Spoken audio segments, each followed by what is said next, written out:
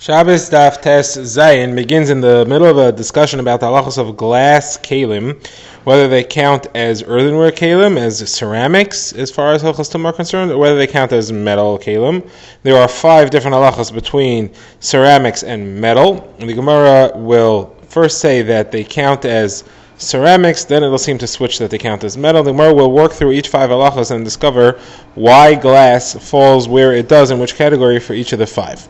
Then the Gemara will go back to the Brisa, which we were discussing earlier, with a list of 5 halachas created by later Tanaim. The Gemara will discuss at length the halacha of the gzeira on metal kalim, where we'll try to figure out what the gzeira was exactly and why it was made. The Gemara will have a couple of different reasons for that. Then the Gemara will go back to the list of the 18 rules which were voted on by Beis Shammai and Beis Hillel. The Gemara will introduce the next one, which is about water that fell into a kli if you want to use it for a mikvah, and the Gemara will try to figure out what exactly is the case of that machlokes and how it works. It's worthwhile at this point, before we go further, to review the 5 halachas which are different as far as metal and ceramic kalim. And the main rule which separates the two is that in ceramics, their importance, their chashivos, their value is pretty much only in their functionality, which derives from their shape and from the fact that they can hold things.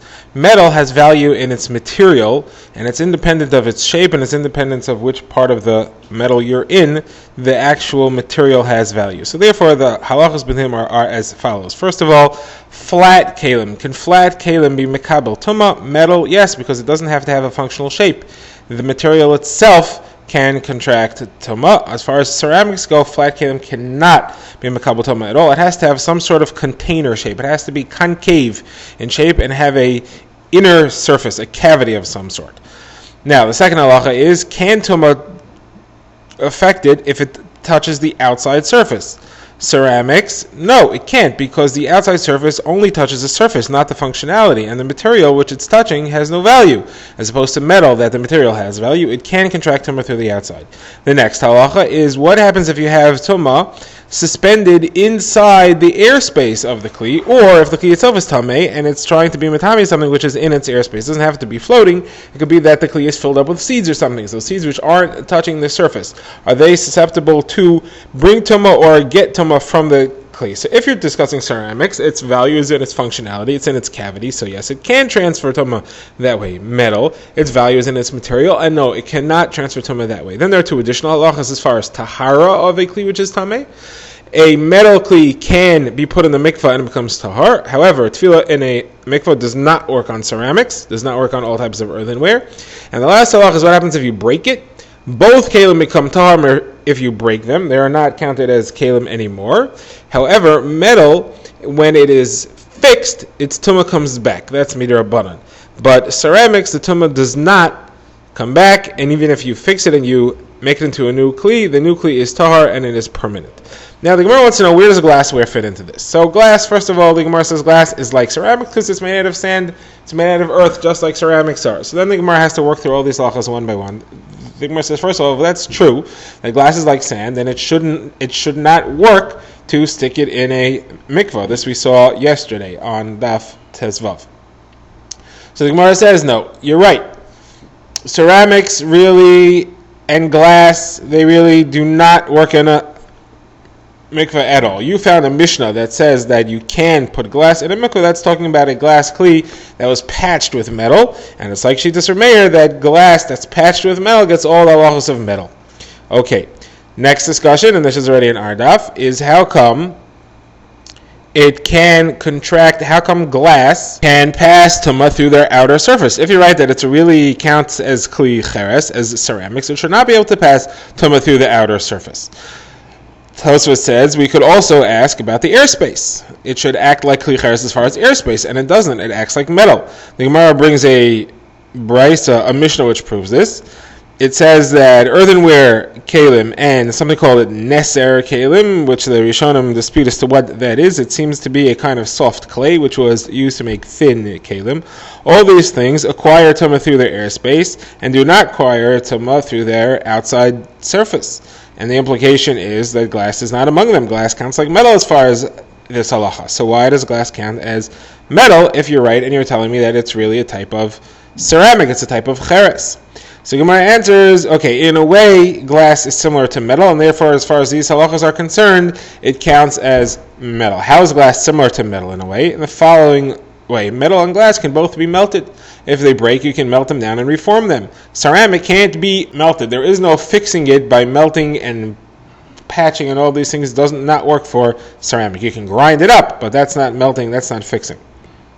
Therefore, as far as the halacha of the material, meaning the airspace and the surface, it counts as metal. The Gemara says, okay, if I understand you correctly, you're telling me that glass really counts as metal as far as its material. So then let's go to the halacha of tahara by breaking it. How come glass seems to count as ceramics, as earthenware as far as that halacha? Because we have a Mishnah, which is pretty clear.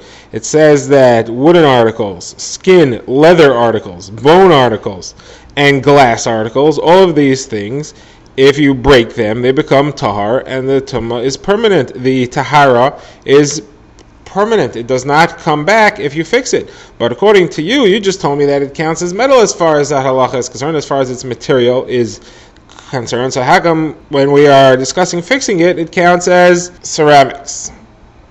So the Gemara answers that the reason is as follows. The tumah that comes back when you fix a metal kli is derabanan.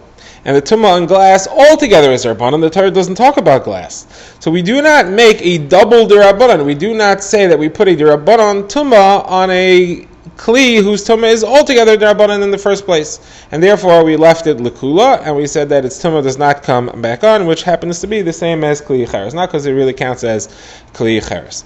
Okay, now the Gemara says, well, what about the last halacha, the fifth halacha, which is that metal can be tummy if it's any shape, but cheres, earthenware, ceramics, has to be concave.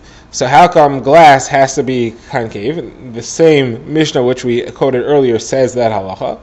So the Gemara says, here there's a reason for it. When Chazal made the tumah on glass, they wanted it to be clear that it is different than metal and that it's only tumah derabanan. And therefore they made this halacha, which is strange. It should have been that it's like metal. If it would have been tumah deraisa, it would have been like metal, but they left it with a kula halacha, an easier halacha, so that we should know that it's only derabanan. And the nafkamina, the reason why that's important is because if you touch it to truma, you couldn't burn the truma based on the fact that it touched a tamei glass kli. Since this tumah is only derabanan, it would not be burnable. It would only have to be left out until it spoils. Now, the Gemara says Rav Ashi has a slightly different explanation over here. Up to now, we had said that glass is in a way similar to ceramics in that it's made out of earth. It's in a way similar to metal in that it's meltable. And some of the halachas require details to explain them. Rav Ashi says no, glass is ceramics all the way through. It only has one exception. Its tumah can be contracted through its outside surface. Why? Because glass is transparent, and therefore the inside surface is visible through the outside surface, and it's as if you're touching the inside when you're touching the outside. That's the only exception to the rule. That's why glass is different than ceramics as far as how it contracts tumah. In all other areas, it's the same as ceramics. The Gemara now goes back to discussing the 5 halachas which were taught by later Tanaim as far as halachas are concerned. This is a brayso we had back on Daf Yud Dalid. The Gemara over there listed that Shimon ben Shetach made the rules of ksuba for a woman, and he also made the rule of tumah on metal kelim. So Gemara asks, what are you talking about? Metal kelim is deraisa. It's listed explicitly in the psukim. It says zav, it says kesef, all these things. Gemara says no. What he's referring to is the fact that the Rabbanan made a rule that when you fix a broken metal kli, the tumah comes back. Normally, when a kli becomes broken, which means that it becomes unusable, it has a hole in it.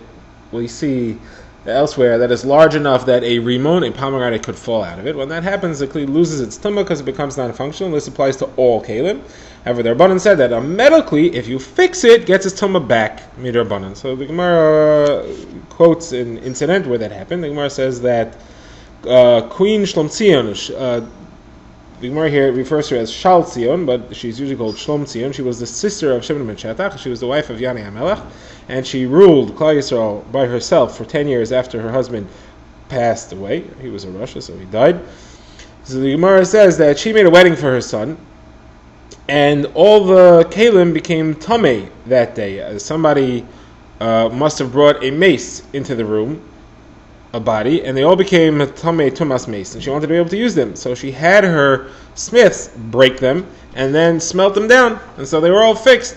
And when they Chachamim saw that, they said, no, we have to make a rule, midrabanan, that they become tummy again. This procedure can't work. So the Gemara says, why not? The Gemara says, well, what they were afraid of was that people would forget how to use the para aduma water, because they would say, we have this solution, we don't need to wait 7 days to tahara through the para aduma water. This is actually why Shlom Tzion rushed it up like this. And therefore people would stop using the para aduma water and they would forget it. So the Gemara says, well, that only helps you if you're of the opinion that this halacha, that the tum comes back, only applies to tumas meis, where the kli became tummy because it came in contact with the dead. But if you hold it applies to all tumas, so why would they make it on other tumas? Paraduma water only works for tumas meis. So there would be no reason to worry about people forgetting how to use paraduma water except on meis articles. And therefore this rule should only, if that's the reason, then it should only apply to the kelim that became tummy tumas meis. This other opinion that says that it works to all types of tumah, that they made this rule that it comes back when you fix it, that couldn't be because they were afraid that we would forget how to use paraduma water. So the Gemara offers a couple of answers here. Abai says we were afraid that they wouldn't make the hole in it properly, it would be too small. Rava says we were afraid people would see that you used the kli on the same day that it was tameh. They wouldn't realize that it was broken and fixed. They would think that it's put in the mikvah, and they would think that the halacha is that when you put a kli in a mikvah, it becomes tameh, it becomes tahar right away. That's not true. It has to wait until the sun sets. And the Gemara says, what's the practical difference between these two answers? And the Gemara says, interestingly, the difference is if you totally smash the kli, then one answer applies and the other one does not. And the Rashi here is not sure which one applies and which one does not apply. His preferred answer, the one he seems to stick with, is that the answer that people would think that it was put in the mikvah and became tar the same day, that doesn't apply. Because if it's totally smashed and it has to be totally remade, people will see it's a different kli. It won't look like it's the same one. However, the other answer, that they might not make the hole the right way, it might not be the right size, that could apply even something that was totally smashed. The Gemara now returns to the list of the 18 things which were voted upon by Beis Shammai and Beis Hillel on the day that they visited Hananiah in his upper room where he was working on Sefer Yecheskel. The Gemara wants to know what were the other things that were voted on upon that day. So the Gemara quotes a Mishnah here, which is discussing the halacha of Mayim She'uvin. She'uvin means water which is drawn in a kli. It is used, it is filled or collected in a kli. Such water as pasol cannot be used in a mikvah. If you put it in a mikvah, it's no good. So the Gemara wants to know what kind of kli, in what situation makes this water pasol. The Gemara will discuss the type of kli, and the Gemara will also discuss the situation in which the water fell into it. So first of all, the Gemara has a Mishnah here which says all types of kelim, doesn't matter what it's made out of, whether it's big or small, whether it's made out of stone, whether it's made out of mud, whether it's made out of dirt, whether it's made out of animal waste, all these things, even though they're not makabel tuma, or they are, or they're too big, or they're too small, whatever they are, if water's collected in them, they are all she'uvin and no good to go in a mikvah. Now the next issue is, how did the water get into them? The water has to get into them in a way in which the owner is pleased with the fact that it got into them in order to make it she'uvin. So the Gemara here has a machlokes, Beis Shammai and Beis Hillel. But there are three cases, it's not clear. First of all, if he placed this kli, the barrel, whatever it is, in his yard, and it happened to fill up with rainwater, so everybody agrees that is kosher water for the mikvah. That the fact that he left it in the yard does not mean that he wanted to fill it with water, and therefore it doesn't count as if he filled it up, and if it then fell into the mikvah by itself, it wouldn't passel the mikvah, it would be okay mikvah water. Now, what happens if he didn't leave it in the yard, he put it under the drain pipe? So here, it's pretty clear that he wants it to fill up. It's under the pipe that collects the water from the roof. We're referring to a situation in which the drain pipe itself is not a kli. Rashi explains why. The Rashi has a slightly different approach, not our Indian for now. So, it fell into this barrel, which he placed under the drain pipe. There, it's pretty clear that he wanted it to collect the water. So, if he put it there and it stayed there and he knew it was there the whole time, everybody agrees that water is puzzle. He wanted it to fill up, and therefore it's no good if it falls into a mikvah. The machlokes is in a case where he forgot that he put the kli there to collect the rainwater. The Gemara will explain later exactly what happened.